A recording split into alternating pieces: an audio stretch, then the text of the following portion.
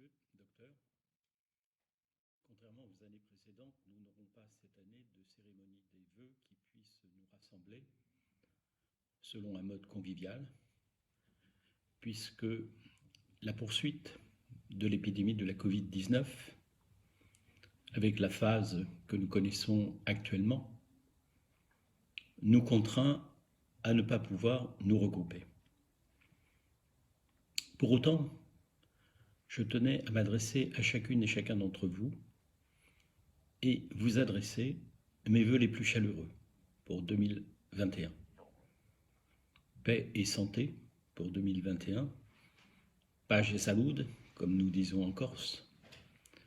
Je crois que ces deux termes résument bien ce que l'on peut souhaiter à notre société, à notre collectivité et à chacun d'entre nous.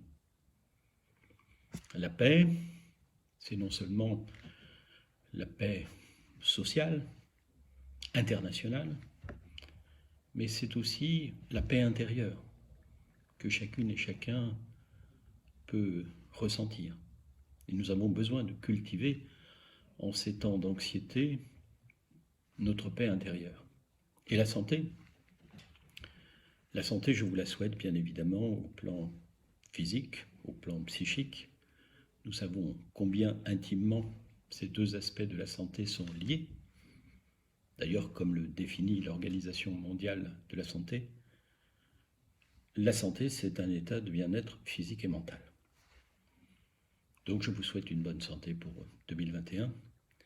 Et nous aurons besoin toutes et tous de cette bonne santé aussi pour faire tous les projets qui nous attendent en 2021, qui sont très nombreux.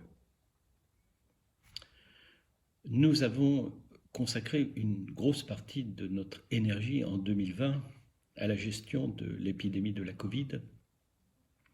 Et nous avons d'ailleurs pendant quelques mois marqué le pas un petit peu sur l'avancement de certains projets du fait du confinement, du fait de la reprise progressive de l'activité. Et puis, aujourd'hui, bien, nous sommes sur une lancée. Et nous avons eu le bonheur d'avoir, en fin d'année dernière, la nouvelle de plusieurs accords donnés sur plusieurs de nos projets, par l'Agence régionale de santé, par le ministère de la Santé.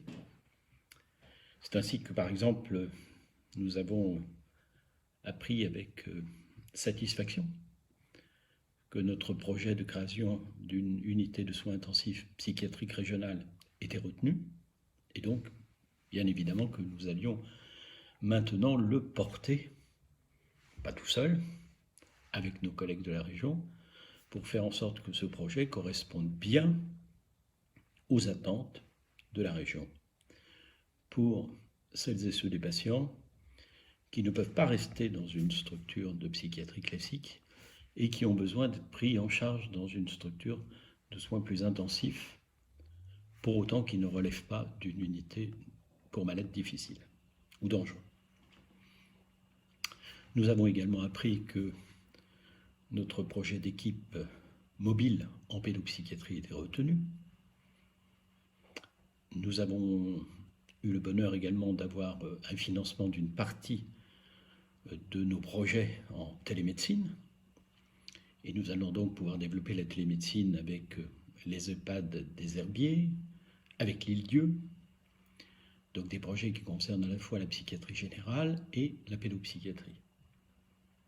Nous avons également appris que nous étions destinataires de crédits pour mettre en place une équipe mobile psychiatrie précarité, qui est une équipe mobile très attendue, qui sera une équipe pluridisciplinaire, pluripartenariale, et que nous allons imaginer dans le contexte aussi des besoins du projet territorial de santé mentale en articulation avec donc les actions du projet territorial de santé mentale. Ce projet d'ailleurs va connaître vraiment une relance forte dans ces premiers mois, puisque nous sommes mis en trajectoire de pouvoir conclure un contrat territorial de santé mentale avec l'Agence régionale de santé et nos partenaires à l'horizon de fin mars, début avril 2021, ce qui veut dire que de manière très concrète aussi, les actions du projet territoriales de santé mentale doivent se mettre en place cette année. Pas toutes, bien sûr, mais déjà une partie, de telle façon à ce que ces actions apportent un plus à la population, aux professionnels de santé, du monde libéral, du monde hospitalier, aux professionnels du médico-social et du social. Nous avons aussi cette réflexion stratégique très importante sur notre projet d'établissement pour les 5 prochaines années, de telle façon à ce que nous puissions tirer une ligne, dessiner un horizon, et que tous ensemble, nous allions vers cet horizon commun. Ça, vraiment, c'est un dossier qui est pour moi essentiel dans la vie de l'établissement. C'est un rendez-vous qui vient tous les 5 ans pour un établissement. Le dernier projet date un peu maintenant, puisqu'il couvrait la période 2014-2018, qu'il a été prolongé une année en 2019, une année en 2020. Il était temps que nous nous remettions à l'ouvrage pour construire cette feuille de route pour les 5 ans à venir, donc sur la période 2021-2025, dans tous les domaines. Projet médical, projet soignant, projet psychologique, projet social, projet logistique et hôtelier, projet des usagers, projet de vie des structures médico-sociales, projet qualité-gestion des risques, projet numérique. Et j'ai voulu aussi qu'il y ait dans ce projet d'établissement un projet immobilier de modernisation, car nous avons tant en intra-hospitalier que dans nos structures extra-hospitalières de réels besoins de modernisation, de relocalisation parfois. Et donc tout ça doit s'imaginer maintenant pour les années à venir.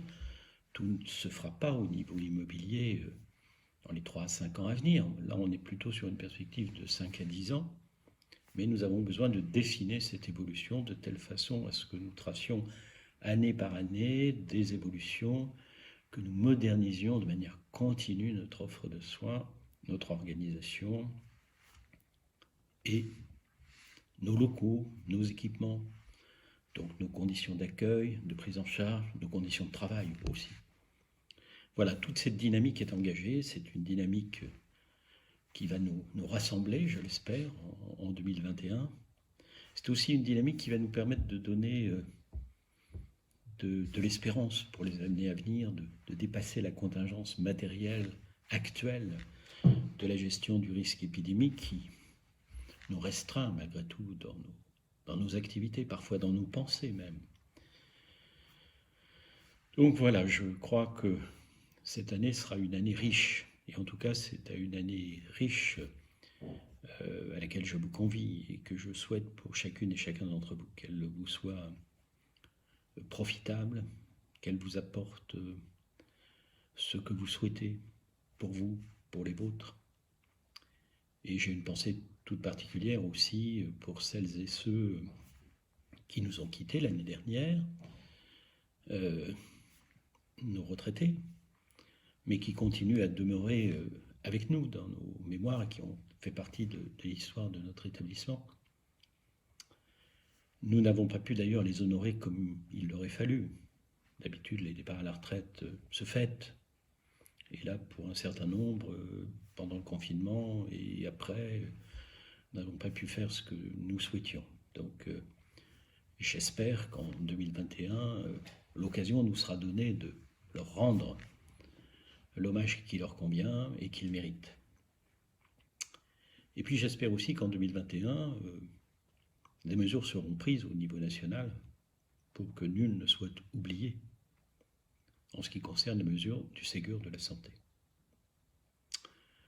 La situation actuelle crée des inégalités qui ne sont pas compréhensibles, qui peuvent avoir des effets délétères sur l'organisation, sur l'attractivité de certains métiers. Et ce serait dommage que cette situation-là ne soit pas corrigée. J'espère donc que les choses pourront être réparées. Voilà, et je le souhaite pour nos personnels, parce que nos personnels et tous nos personnels méritent qu'on pense à eux et qu'aucun ne soit oublié. encore tous mes voeux. De bonne santé, de bonheur, de joie partagée,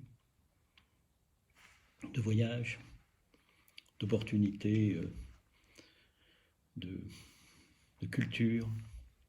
Voilà toutes choses dont nous sommes un petit peu privés à l'heure actuelle et qui, je l'espère, une fois la campagne de vaccination suffisamment menée, l'immunité collective acquise, eh bien nous pourrons renouer avec tout ça, avec notre vie antérieure.